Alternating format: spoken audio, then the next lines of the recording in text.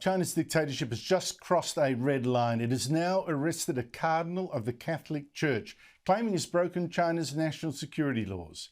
Police in Hong Kong arrested 90-year-old Cardinal Joseph Zen for raising money for legal fees for pro-democracy protesters. Now, for the Catholic Church, this is a moment of truth because Pope Francis has been shockingly weak in standing up to China.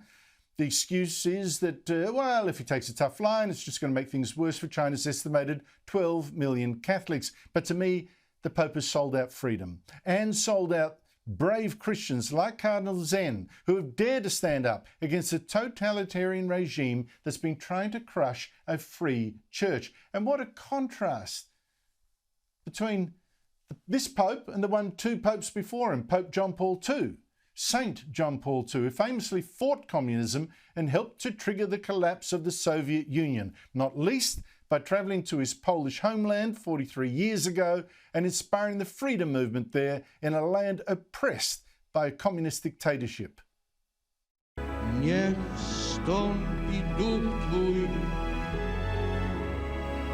I odnowi oblicze ziemi tejże. In contrast, Pope Francis has a secret deal with China, one that Cardinal Zen has denounced. It's a deal supposedly that means China's now got to recognise the Pope as the supreme authority of the Church and agree to not itself keep picking tame bishops who swear loyalty first of all to the dictatorship. But Cardinal Zen says exactly the opposite is happening. He said the Pope is now rubber stamping bishops picked by the communists. And this deal betrays the true church and the underground church still loyal to Rome. And all the Christians have been so oppressed by this dictatorship now and during Mao's Cultural Revolution, when they still kept their faith and their independence, even though their churches were shut down and half the Christian priests in China arrested and many tortured and killed. Both sides should gain something, but we gain nothing, and the government gained everything. Being secret, that agreement, the government used it to demand the faithful to do everything they want. Now, it was 2 years ago. Zen was in Rome hoping for a meeting with the Pope. The Pope refused to see him. And now Cardinal Zen has been arrested and charged with colluding with foreign forces. Joining me is Ed Condon, canon lawyer, editor, co-founder of the Pillar, a news site covering the Catholic Church. Ed, thank you so much for your time. How serious is this arrest of Cardinal Zen? Well, it's very serious. And I think it's fair to say it's very serious. At the same time, if you talk to any number of Catholics in Hong Kong, it's not also particularly very surprising. The local authorities there have been expected to take some kind of action against Cardinal Zen for some time now. Communist Party-controlled newspapers in Hong Kong have been running fiery denunciations of the Cardinal, very pointedly laying him side by side with other jailed journalists and pro-democracy activists in the area. So all the signs had been that this had been on their minds for some time. And having, as we've just had this past weekend, the election, if you want to call it that, of a new chief executive for Hong Kong, the table looked laid for this. Yes, well, that new chief executive, a hardliner, to his shame, calls himself a Catholic. So I don't know what's going on there. What has the Vatican said? Well, the Vatican has said that they were very concerned when they learned about the arrest of Cardinal Zen, and they are paying close attention to the situation as it evolves. That may sound like pretty weak beer to most people, although it probably bears mentioning that this is the most the Vatican have said about Hong Kong in quite some time, as long as I can remember, surely. I think the last time the Vatican said anything of substance about Hong Kong was last summer, when its head of diplomatic missions, Archbishop Gallagher, said basically, when asked why the Vatican doesn't comment more on the civil liberties crisis in Hong Kong, said, though they didn't think it would do any good to say anything. And I think they've very much been put in a position Honestly, where they have to say something now.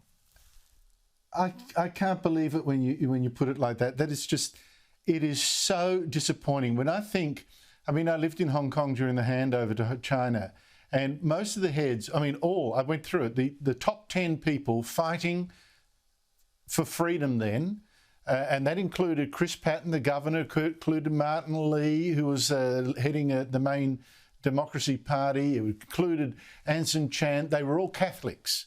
They were all Catholics fighting for freedom. And this Pope and this Vatican has not done the same. Can you explain to me why not? Well, I think there are any number of explanations for that. On the ground, you have a situation where, and I think this is fair to say, and certainly if you speak to clergy in Hong Kong, if you speak to ordinary Catholics in Hong Kong, they will tell you that Catholics in Hong Kong are not one thing. As we just said, the very much pro-Beijing hardline incoming chief executive, John Lee, is a Catholic. He's actually replacing Carrie Lam, who is also, I think it's pretty fair to say, stridently pro-Beijing, is also a Catholic. So in as much as you've had jailed pro-democracy activists in recent years, people like Agnes Chow, Jimmy Lai, people like that who have also been Catholic, we see them on both sides of this. And from the Vatican's perspective, there has been a very conscious shift from a sort of diplomatic confrontation with China to one which has been much more, I'd say, quiet in public and attempting backdoor diplomacy, leading, of course, to the famous Vatican-China deal of 2018. And as we've said, we've had statements from the Secretary of State saying that they're, in effect, not making public denunciations of China because they don't think it'll do any good. But then again, on the other hand, this famous deal that the Vatican have signed with China in 2018, renewed 2 years ago, and is up for renewal again this October, doesn't seem to have borne any of the promised fruit. The idea was that it was going to provide a measure of stability for Catholics in mainland China. There's no evidence of that. In fact, all the signs point to increased persecution of Catholics. You've had faithful clergy who refuse to acknowledge the supremacy of the Communist Party over the Catholic Church and over Catholic doctrine in China, imprisoned, harassed, detained, in some cases even disappeared. So in this sense, the arrest of Cardinal Zen in Hong Kong is really just the bringing of business as usual for Catholics in China to Hong Kong. Ed, as a Catholic yourself, you know, you grew up seeing the inspirational leadership of John Paul II, who's been made a saint for how he stood up for the church against the great tyranny then of communist Soviet Union. How he inspired people around the world, how he stood up, how he spoke the truth, how he spoke for freedom. And then fast forward to this Pope, who won't. Does that embarrass you? Are you feeling ashamed that the church is under this leadership now? I don't know that I'd say I feel embarrassed or ashamed, but certainly as someone who takes a very close interest both in Vatican affairs and in affairs in Hong Kong and China, I have to say I'm very confused at this point. Pope Francis, of course, comes from a very, very different background than did John Paul II. Pope Francis has made it sort of his, if you like, key signature style to dialogue, he says, even if there isn't ostensibly much being offered in return. John Paul II obviously came from a very different background, came out of the experience of life behind the Iron Curtain in Poland, growing up in the 20th century there, and how it was very much formed in a different way. Now, I think really, for me, the question to be asked at this point is, who is benefiting from the Vatican's continued stance on China? Because it doesn't seem to be benefiting Catholics in China. It doesn't seem to actually be benefiting the Vatican at a diplomatic level. The only people who seem to be coming out ahead here are the Chinese Communist Party. Well, I'll just finish with this question, Ed Condon.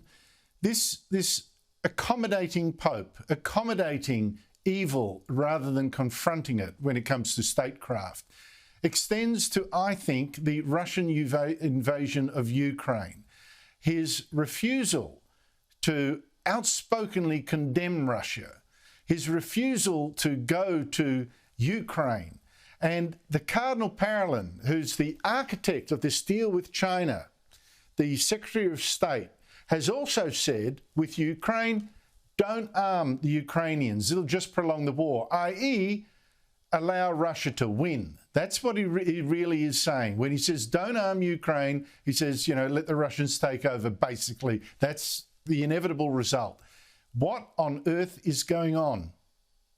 Well, I'd take issue with that slightly. I think there was a story going on that I saw that suggested that Cardinal Parolin had said there shouldn't be military aid to Ukraine. And he's actually, I think the Vatican have taken steps to stridently correct that and say that he didn't actually say that, and that wasn't the point he was making. As for Pope Francis, I actually take a much more nuanced view of his stance on Ukraine. I think that he can do more to strengthen and support Ukraine morally, but at the same time, the Vatican has always been very clear and this goes back right the way to the World Wars, and it's come under considerable criticism for that, where the Pope simply doesn't take explicit sides in an armed conflict, even where the moral right and wrong is very clear. And the reason for that is the Holy See sees itself as always a potential agent for peace in these conflicts. Now, Francis has said in recent weeks that he'd like very much to go to Moscow. He'd like very much to meet with Putin. He has in the past gone to the Russian embassy in the Vatican and pled for peace. And I think the ability of the Pope to be able to go and present themselves as a broker, an arbiter, a messenger of peace, that's simply not possible if they're painted and if they align themselves with the belligerents in an armed conflict. Now, that hasn't stopped the Pope from being very, very clear, I think, on the rights and wrongs of this. He chastised, and let it be known, he chastised the Russian Orthodox Patriarch Kirill and said he couldn't be Putin's altar boy. I don't know that he can get much more strongly worded than that. Yeah, but Kirill is a complete nutcase. He's almost like a KGB operative in. Well, I think he actually was a KGB operative at one point. There you go. There you go. I mean, that man is a disgrace. So that didn't take any courage to say what he did. He has not gone to Ukraine, right? He'll go to Russia. He will not go to Ukraine. And for all this thing, I want to be an ambassador. He's not an ambassador. He's the Pope. And I ask you, Ed, if John Paul II was alive today, he would have been in Kiev in a shot, in a heartbeat. He would have been there. He would have stood up to this. And I don't know what's going on with this church. And I know very senior clerics who don't understand either. I just think it's so sad. I don't get it. But there you go. Ed Condon, you take a different view slightly, and I really appreciate your time. Thank you so much. Always a pleasure, Andrew.